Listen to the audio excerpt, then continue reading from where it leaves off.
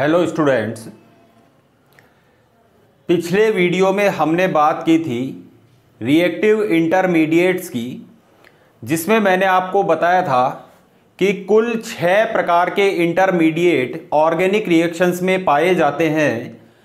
पहला मैंने आपको बताया था कार्बोकैटायन, दूसरा मैंने आपको बताया था कार्ब एनायन, तीसरा रिएक्टिव इंटरमीडिएट मैंने आपको बताया था फ्री रेडिकल, चौथा मैंने आपको बताया था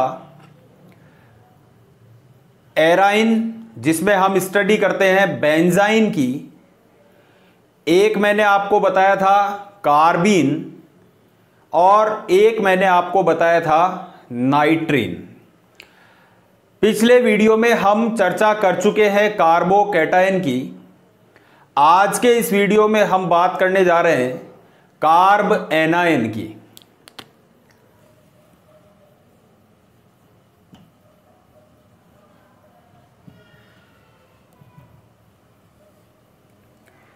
देखिए, कार्ब एनायन का मतलब क्या है कि जब ऐसा कोई समूह जिसमें कार्बन के ऊपर या केंद्रीय कार्बन परमाणु के ऊपर 8 इलेक्ट्रॉन हो तथा ऋणावेश विद्यमान हो, तो ऐसी स्पीशीज क्या कहलाती है?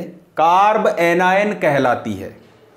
अब देखिए, मैंने कहा कि 8 इलेक्ट्रॉन होंगे और उसके ऊपर नेगेटिव चार्ज होगा, वो स्पीशीज क्या कहलाएगी? कार्ब एनायन कहलाएगी। जिस प्रकार से कार्बोकैटायन को इलेक्ट्रोफाइल नाम दिया था, ठीक उसी प्रकार से जो कार्ब एनायन होते हैं वो एक प्रकार से क्या होते हैं? न्यूक्लियोफाइल्स होते हैं, नाभिक स्नेही होते हैं। क्यों? क्योंकि इनके ऊपर क्या पाया जाता है? नेगेटिव चार्ज पाया जाता है या लोन पेयर ऑफ इलेक्ट्रॉन इनके ऊपर विद्यमान रहता है। अब देखिए, यहां पर कार्ब एनायन में जो केंद्रीय कार्बन परमाणु होता है वो sp3 संकृत अवस्था में रहता है।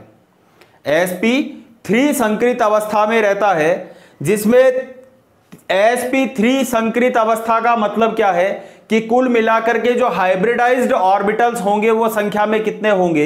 4 होंगे। और देखिए, इनमें से जो 3 हाइब्रिडाइज्ड ऑर्बिटल्स हैं, संकरित कक्षक है, वो क्या करते हैं? वो किसी दूसरे परमाणु या समूह के साथ में सिग्मा बंध बनाते हैं और जो एक रिमेनिंग हाइब्रिडाइज्ड ऑर्बिटल बचा मतलब है, जो हाइब्रिडाइज्ड या संकरित कक्षक जो बचा हुआ है उसके अंदर क्या रहता है? एक लोन पेयर ऑफ इलेक्ट्रॉन उसके अंदर विद्यमान रहता है। अब इसकी वजह से जो कार्ब एनायन होता है, उस कार्ब एनायन की जो ज्यामिति होती है वो या तो क्या होगी? चतुष्फलकीय होगी, या फिर उसकी ज्यामिति अमोनिया की तरह से होगी। और अमोनिया की तरह कैसी होगी? त्रिकोण पिरामिडीय उसकी ज्यामिति होती है। अब देखिए, हम यहां बात करें, मैंने कहा कि कार्ब एनायन के अंदर कैसा पाया जाता है? sp3 हाइब्रिडाइजेशन पाया जाता है। sp3 हाइब्रिडाइजेशन पाया जाएगा तो मैंने कहा कि जो ज्यामिति होगी वो क्या होगी? चतुष्फलकीय ज्यामिति होगी। और चतुष्फलकीय ज्यामिति का मतलब मैं अगर इस तरीके से बनाता हूं कि इसके जो 3 जो संकरित कक्षक हैं वो तो क्या करते हैं? किसी समूह या परमाणु के साथ में सिग्मा बॉन्ड बनाते हैं, और जो चौथा संकरित कक्षक होता है उस संकरित कक्षक के अंदर क्या विद्यमान रहता है? लोन पेयर ऑफ इलेक्ट्रॉन विद्यमान रहता है। तो यहां पर जो संकरण है वो है sp3 और ये ज्यामिति है कौन सी? चतुष्फलकीय ज्यामिति है, टेट्राहेड्रल ज्यामिति है। एक मैंने आपको बताया कि संभावना यह भी बनती है यहां पर sp3 हाइब्रिडाइजेशन में कि यहां पर हो सकता है कि ये जो कार्ब एनायन वाला है इसकी ज्यामिति अमोनिया की तरह से त्रिकोण क्या होती है? पिरामिडीय होती है। इसको अगर हम यूं करेंगे तो ये अपने आप में त्रिकोण पिरामिडीय संरचना बना रहा है, और इसका जो चौथा संकरित कक्षक है उसके अंदर क्या विद्यमान रहेगा? लोन पेयर ऑफ इलेक्ट्रॉन उसके अंदर विद्यमान रहता है। लेकिन यहां पर ये भी sp3 हाइब्रिडाइजेशन और ये भी sp3 हाइब्रिडाइजेशन, लेकिन इन दोनों प्रकार की ज्यामिति के बीच में यहां पर एक संक्रमण अवस्था भी बनती है। और वो संक्रमण अवस्था क्या बनती है, देखिए इसमें संक्रमण अवस्था में यहां पर ये इस प्रकार से तीन जो हाइब्रिडाइज्ड ऑर्बिटल है उन्होंने सिग्मा बॉन्ड बना लिया है, लेकिन यहां पर जो लोन पेयर ऑफ इलेक्ट्रॉन है वो किसी असंकृत p कक्षक में अनहाइब्रिडाइज्ड p ऑर्बिटल के अंदर विद्यमान रहता है। इसलिए यहां पर ये जो संक्रमण अवस्था बनती है इन दोनों संरचना ज्यामितियों के बीच में, तो इसके अंदर इस प्रकार की एक संक्रमण अवस्था बनती है और उस संक्रमण अवस्था में इसका जो हाइब्रिडाइजेशन होता है वो क्या होता है, sp2 होता है।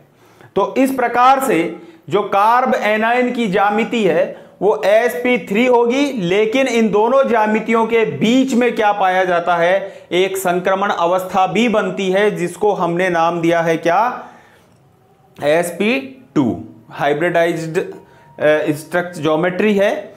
और इसको हमने कहा कि ये एक प्रकार की त्रिकोण पिरामिडीय संरचना थी और यहां पर मैंने कहा कि ये जो लोन पेयर ऑफ इलेक्ट्रॉन है ये एक असंकृत p कक्षक के अंदर यहां पर विद्यमान रहता है।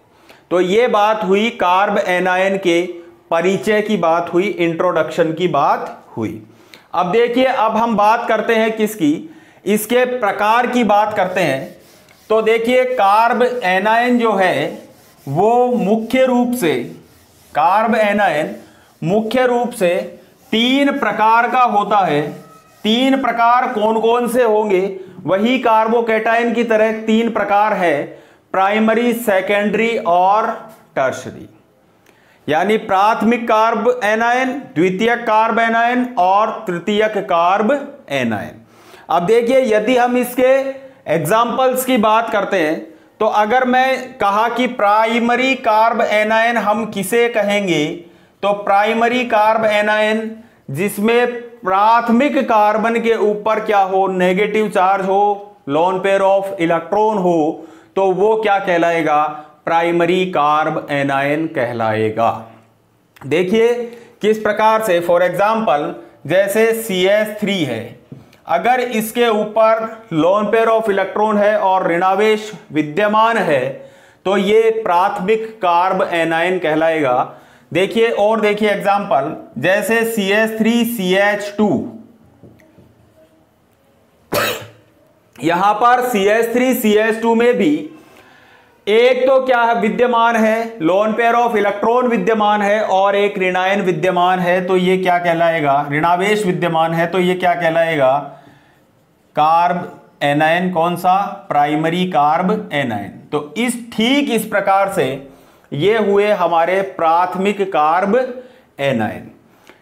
देखिए द्वितीयक कार्ब एनायन में क्या होगा, द्वितीयक सेकेंडरी कार्ब एनायन में जो नेगेटिव चार्ज होगा और जो ऋणावेश होगा, जो लोन पेयर ऑफ इलेक्ट्रॉन होंगे और जो ऋणावेश होगा वो कहां विद्यमान होगा, सेकेंडरी कार्बन के ऊपर विद्यमान होगा। तो देखिए इस प्रकार से हमने कहा कि अगर सेकेंडरी के ऊपर कैसे, कि CH3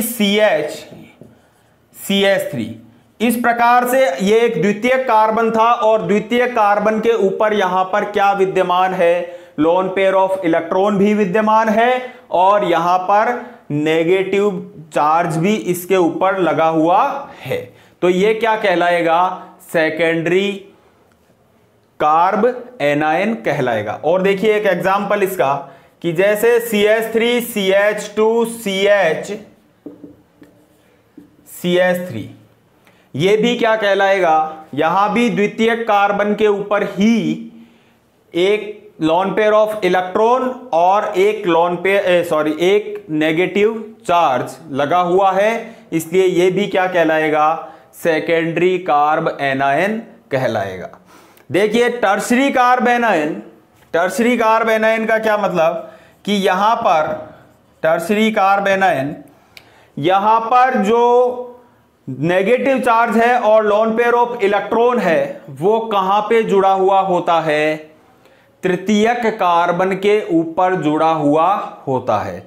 इसलिए जब तृतीयक कार्बन के ऊपर एक लोन पेयर ऑफ इलेक्ट्रॉन और एक नेगेटिव चार्ज अगर विद्यमान रहता है तो वो कहलाता है आपका टर्शरी कार्बोकैटायन। इसका एग्जाम्पल हम यहां पर देखेंगे, जैसे मान लीजिए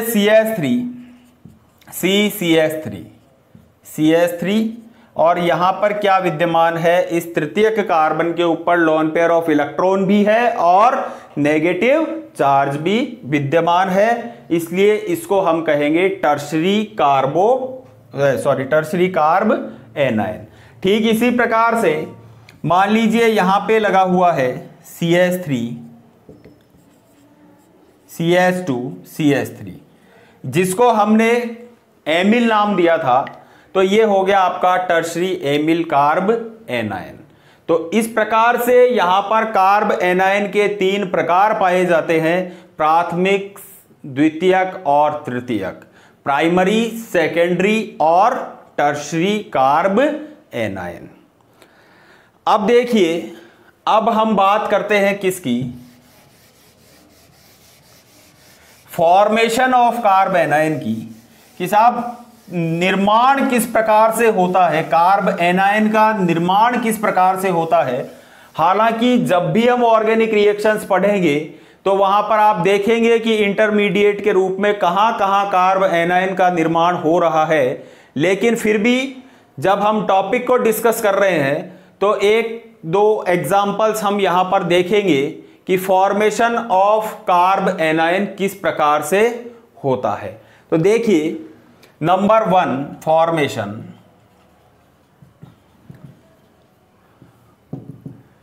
मैंने कहा कि फॉर्मेशन का मतलब कार्बन से एक परमाणु या समूह को हटाकर, कार्बन से एक परमाणु या समूह को हटा करके, तो यानी इसका मतलब बाय रिमूवल एन एटम और ए ग्रुप फ्रॉम कार्बन। देखिए यहां पे, जैसे मेरे पास में यहां पर एक मॉलिक्यूल था R3CX का, ठीक है, इसी प्रकार से इसमें यदि हम देखें, इसकी रिएक्शन यदि हम Y से कराते हैं, किससे रिएक्शन कराते हैं? Y से यदि हम इसकी रिएक्शन कराते हैं तो Y से रिएक्शन कराने पर अगर इस प्रकार से मैं कह रहा हूं कि अगर ये अपना जो इलेक्ट्रॉन है वो यहीं छोड़ करके अगर जा रहा है और इस प्रकार से R3C नेगेटिव और साथ में क्या बन जाएगा? XY बन जाएगा। देखिए किस प्रकार से, जैसे हम बात करें RCO नेगेटिव, तो इस RCOO नेगेटिव जो है ये क्या है? एक तरह से ये कार्बोक्सिलिक एसिड को हमने तोड़ा हुआ है यहां पर, तो कार्बोक्सिलिक एसिड को तोड़ा है, तो मैं ये कह रहा हूं कि यदि मैं इसको गर्म करता हूं तो गर्म करने से क्या होगा? ये आयन है एक तरह का, तो गर्म करने से क्या होगा? यहां पर जो नेगेटिव चार्ज है, जो लोन पेयर ऑफ इलेक्ट्रॉन की वजह से है, वो यहां पर डबल बॉन्ड बना लेगा, या यूं कहिए कि ये CO2 के रूप, गर्म करने से क्या होगा? ये CO2 के रूप में बाहर निकल जाएगा और यहां क्या बन जाएगा? R नेगेटिव यहां पर बन जाएगा और CO2 क्या होगी? बाहर की तरफ निकल जाएगी। ठीक इसी प्रकार से देखिए नंबर 2,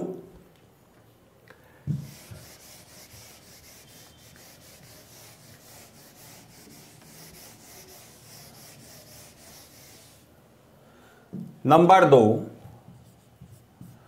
यदि एक क्षार द्वारा किसी प्रोटॉन को ले लिया जाए या हरण कर लिया जाए, शुद्ध हिंदी में कहेंगे हरण शब्द, कि यदि किसी विड्रॉ कर लिया जाए, उसको कैच कर लिया जाए या कैप्चर कर लिया जाए, इसका मतलब कि फ्रॉम कैप्चरिंग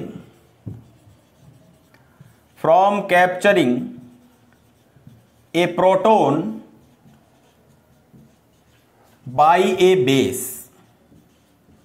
किसी क्षार द्वारा प्रोटॉन का हरण कर लेना, वो अपने आप में क्या है, देखिए किस प्रकार से कि जैसे मान लीजिए मेरे पास में एक एल्डिहाइड लगा हुआ है CH3CHO, ये क्या है, एक एल्डिहाइड है, और यदि मैं इस एल्डिहाइड की क्रिया NaOH से करा देता हूं, किससे करा देता हूं, NaOH से करा देता हूं, तो मेरे को यहां पर क्या, यहां से क्या होगा, NaOH क्या करेगा, यहां से NaOH एक क्षार को एक प्रोटॉन को यहां से क्या कर लेगा, कैप्चर करेगा। एक प्रोटॉन कैप्चर करने से यहां पर क्या बन जाएगा, CH2 नेगेटिव और CHO, यानी हमें एक कार्ब एनाइन यहां पर प्राप्त हो जाएगा। तो देखिए इस प्रकार से और भी बहुत सारी ऑर्गेनिक रिएक्शंस में हम देखेंगे आगे कि किस प्रकार से कार्ब एनाइन का फॉर्मेशन होता है। अगली बात ये था फॉर्मेशन ऑफ कार्ब एनाइन। अब बात करते हैं हम इस कार्ब एनाइन की स्टेबिलिटी के बारे में। तो देखिए कार्ब एनाइन की स्टेबिलिटी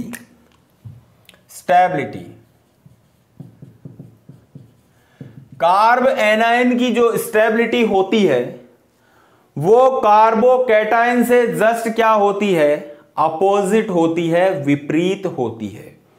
कैसे कि वहां 3 डिग्री सबसे ज्यादा स्टेबल था, लेकिन यहां 3 डिग्री क्या होगा, CH3 नेगेटिव जिसको हम कह रहे हैं वो सबसे ज्यादा स्टेबल होगा। 1 डिग्री उसके बाद 2 डिग्री उसके बाद और 3 डिग्री मैंने कहा कि सबसे कम स्टेबल होगा।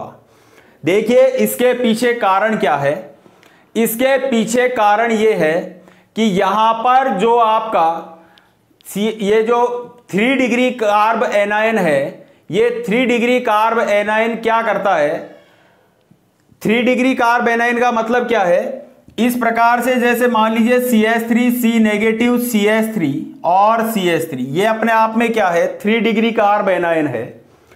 यहां पर 3 डिग्री कार्ब एनायन में क्या होगा, मैंने कहा था कि यहां पर इस मेथिल समूह का, इन मेथिल समूहों का क्या काम करेगा, प्लस आई इफेक्ट काम करेगा। प्लस आई इफेक्ट काम करने से यहां पर जो ऋणावेश की मात्रा है वो क्या होगी, और भी अधिक बढ़ जाएगी। जब ऋणावेश की मात्रा बढ़ जाएगी तो मैंने कहा था कभी किसी के ऊपर आवेश अगर बढ़ जाता है तो वो वहां पर क्रियाशीलता बहुत अधिक बढ़ जाती है, और क्रियाशीलता अगर बढ़ जाती है तो मैंने कहा था कि उससे अपोजिट जो रिएक्टिविटी होती है वो जो स्टेबिलिटी होती है वो क्या होती है, सबसे कम हो जाती है। तो इस प्रकार से यहां पर ऋणावेश बढ़ जाने से 3 डिग्री कार्ब एनायन की जो स्टेबिलिटी होती है वो सबसे कम होती है।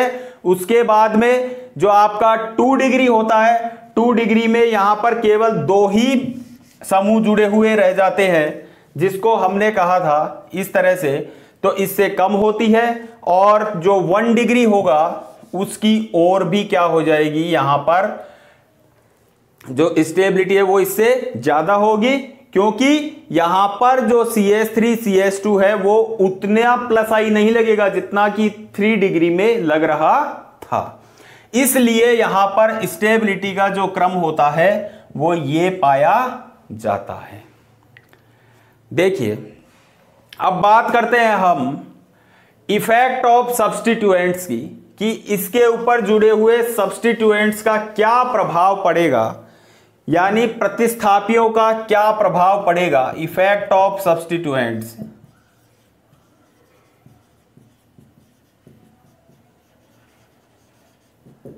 प्रतिस्थापियों का प्रभाव। अब देखिए यहां पर मैंने पिछले वीडियो में भी आपको बताया था कि इस प्रकार से मेरे पास में 2 ऐसे ग्रुप लगे हुए हैं कार्ब एनायन के साथ में, जिसका एक का तो क्या है, प्लस आई प्रभाव है, और दूसरे का क्या है, माइनस आई प्रभाव है। तो इसका क्या प्रभाव पड़ेगा, देखिए मैंने कहा यदि किसी ऐसा ग्रुप कार्ब एनायन के साथ ऐसा ग्रुप लगा हुआ है जिसका प्लस आई प्रभाव है, तो क्या होगा, प्लस आई प्रभाव की वजह से बॉन्ड के इलेक्ट्रॉन इस तरफ शिफ्ट होंगे, यानी उसका प्लस आई प्रभाव है, शिफ्ट होंगे, तो इसके ऊपर जो ऋणावेश की मात्रा है वो बढ़ेगी। यानी हम कहें कि यहां पर जो नेगेटिव चार्ज है, नेगेटिव चार्ज वो क्या होगा, इंक्रीज होगा, नेगेटिव चार्ज इंक्रीज होगा।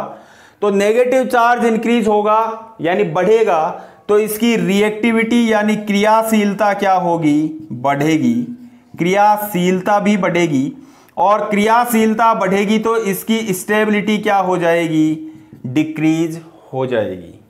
ठीक इसी प्रकार से यहां पर अगर इलेक्ट्रॉन विड्रॉइंग ग्रुप इसके साथ में लगा हुआ है, तो इलेक्ट्रॉन विड्रॉइंग ग्रुप लगने से क्या होगा, यहां पर ये बॉन्ड के इलेक्ट्रॉनों को खींचेगा, और खींचने से क्या होगा, यहां पर जो नेगेटिव चार्ज होगा उसकी मात्रा क्या होगी, कम होगी, और कम होने से यहां पर हम कहें नेगेटिव चार्ज कम होगा, और नेगेटिव चार्ज कम होगा तो यहां पर इसकी जो रिएक्टिविटी है, क्रियाशीलता जो है, वो रिएक्टिविटी भी क्या होगी, डिक्रीज होगी, कम होगी, और जब रिएक्टिविटी डिक्रीज होगी तो इसकी स्टेबिलिटी क्या हो जाएगी, यहां पर बढ़ जाएगी।